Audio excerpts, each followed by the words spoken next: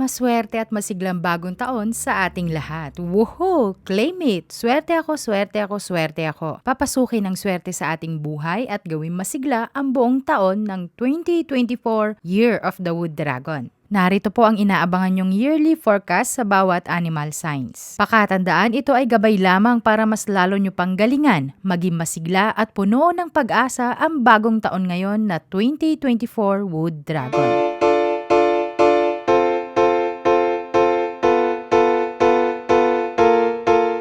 Number 1, Year of the Rat, 1948, 1960, 1972, 1984, 1996, 2008 at 2020. Medyo expect some challenges ngayon 2024 mga Frenny Rat dahil isa kayo sa mga matatamaan ng inauspicious star sa astrological chart nyo. Pera ang isa sa mga dahilan. Huwag muna kayo mag-invest sa kung saan-saan o mag-open ng mga bagong negosyo. On the other hand, magiging smooth po sa inyo ang 2024. Lalo na kung makokontrol ang pag-i-invest ng biglaan, walang magiging problema. Number 2, Year of the Ox, 1949, 1961, 1973, 1985, 1997, 2009 at 2021. Avoid getting into trouble, Frenny Ox. 2024, magiging maayos ang daloy ng swerte sa trabaho mo. Pakaingatan lamang ang kalusugan mo at relasyon. Maaaring relasyon sa mag-asawa o sa asawa mo o sa mga kaibigan mo. Number 3, Year of the Tiger, 1950, 1962, 1974, 1986, 1998, 2010 at 2022, maswerte ang mga Year of the Tiger ngayong taon kumpara sa nagdaang 2023. Investments at bagong pagkakaperahan ang naghihintay sa inyo. Smooth ang flow, pakaingatan lang ang sarili, ang kalusugan.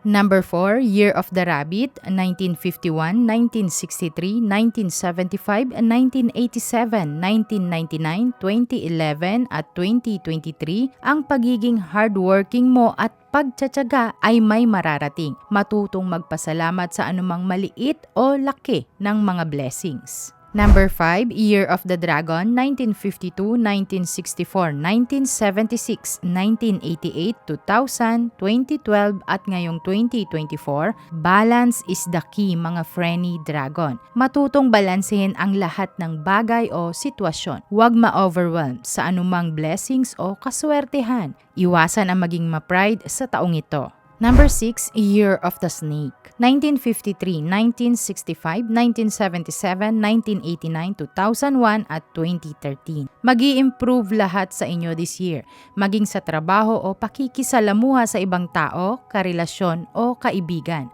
Magkaroon ng pagkukusa sa mga gagawin. Number 7, Year of the Horse, 1954, 1966, 1978, 1990, 2002, 2014. Okay naman this year, smooth ang mga bagay-bagay. Kasipagan ang kailangan para ma-achieve mo ang goal na kaperahan mo. Huwag masyado magpadaig sa nakaraang emosyon, Frenny Horse. Maging focus sa anumang dapat gawin. Number 8, Year of the Goat or Sheep, 1955, 1966, 1979, 1991, 2003 at 2015. Swerte ang taon na ito sa inyo dahil ang auspicious star ay nasa astrological chart nyo. Ingatan ang kalusugan. Success ang isa sa mga maa-achieve mo this year.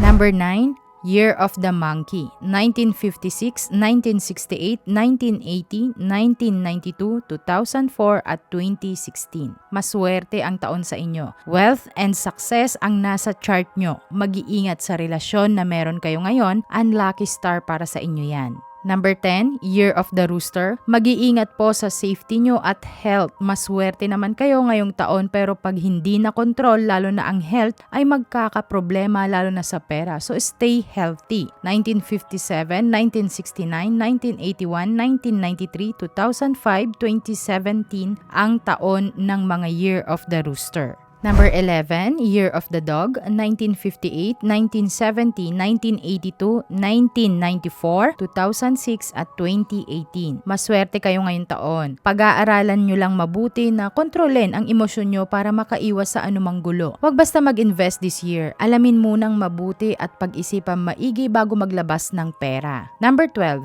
Year of the Pig, 1959, 1971, 1983, 1995, 2007 at 2019. Maganda ang taon para sa inyo pero medyo slow ang pagbabago o pag-growth. Magkaroon ng pasensya sa lahat ng bagay. Slow movement pero bago matapos ang taon, lahat ng inaantay at inaasam ay matutupad na. Auspicious din sa inyo ang taon na ito. Yan ang ilang mga gabay na napaka-importante ngayong 2024 Wood Dragon. Libre nyo lang natutunan dito sa aking channel kaya kung hindi ka pa nakasubscribe, huwag mo nang ipagdamot yan sa akin, friend. Dahil mas maswerte ang may alam. So yun lang, huwag kalimutan magdasal ng taimtim dahil yan ang pinakamabisang sandata sa lahat. Samahan ng sipag at diskarte para ang buhay ay swerte-swerte. Hanggang sa muling aralin, salamat sa pakikinig. Happy New Year po sa ating lahat.